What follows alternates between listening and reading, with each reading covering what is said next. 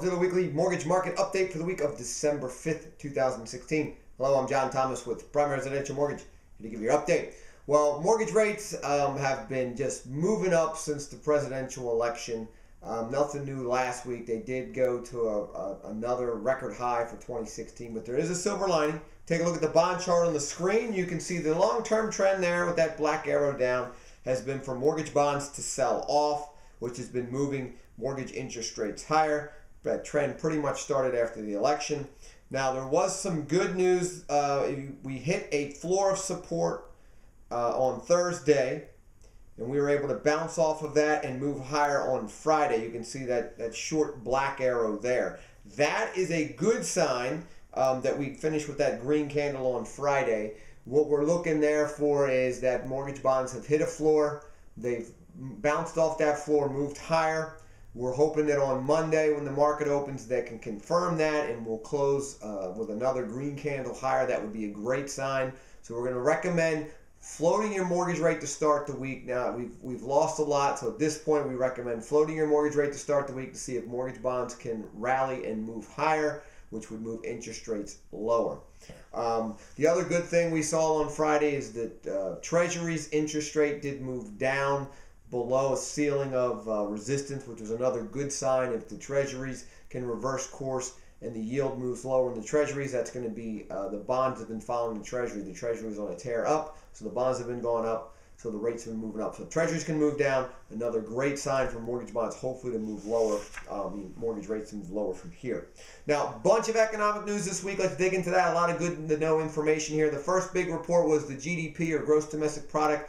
Final reading for the third quarter jumped higher to 3.2%. That's a big move up from the first quarter of 0.8% and the second quarter of 1.4%. This is the fastest pace of GDP growth in 2 years. Now, GDP is a measure of the monetary value of all finished goods and services produced in a specific time period. In this period, the third quarter of 2016. We also saw consumer spending for October rose 2.8%, so that was good news there. Consumers opened their wallet going into the holiday season. The other huge report was released on Friday. Jobs report for November 2016 showed 178,000 jobs were created for the month, which brings the monthly average for 2016 to 181,000 jobs created. Now, the big headline news was the unemployment rate dropped 0.3% to 4.6%, which is the lowest since 2007. Now, that's again, great headline news, but when we dig into it, why did it such a big drop? Well, it wasn't because people were going back to work. 226,000 people dropped out of the workforce. That's what dropped the number, not people going back to work. So that's not really a good sign there. Just because the number drops, if it drops because people dropped out of the workforce, not going back to work, really not really helpful. Now, the average hourly earnings fell a disappointment by 0.1% versus expected an increase of 0.2%. Now, that's some good news for mortgage bonds because the decrease in wage pressure is bond friendly, because that means we may not have some inflation with hourly earnings going up. Then we saw weekly initial jobless claims released on Thursday. We saw a jump up of 17,000 claims to 268,000 claims for the week. Second week in a row, claims have moved up. But 3 weeks ago at 233,000, that was the lowest we saw in 43 years. So a move off of that is not a bad thing. We're still well below 300,000 claims, so very healthy on weekly initial jobless claims.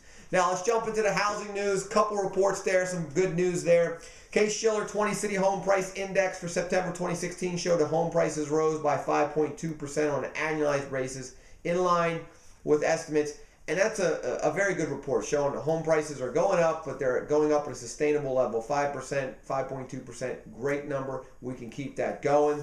Then we saw loan limits released for the new year. We'll start with FHA. FHA loan limits are going up in different counties across the country. If we dig into Delaware, Newcastle County for 2017 will be $379,500. That's remaining the same. Kent County is ticking up some. It's going up from $271 to $275, $650. Sussex County is going to be $316, $750. So we got a little bit of an uptick there in Kent County. But conventional loan limits are going up in 2017. In all three counties, it's going to move up from $417 to $424,100. So remember, conforming is if you go above that, you have to go to a jumbo product. So squeaking out some more there. And then VA raised their loan limits effective January 1st. It's jumping up from 417 to 424 100 in Delaware. So great news there in the housing front. Now in the local news, the next first-time homebuyer seminar is Saturday, December 17th. That's in Newark, Delaware at the Christiana Hilton Hotel from 10 a.m. to noon. The next one in Dover is January 21st, and that'll be at the Dover Holiday Inn from 10 a.m. to noon. Now you can register for either one of those events. Give us a call in the office at 302-703-0727 or online, www.delawarehomebuyerSeminar.com. Look forward to seeing you guys next week.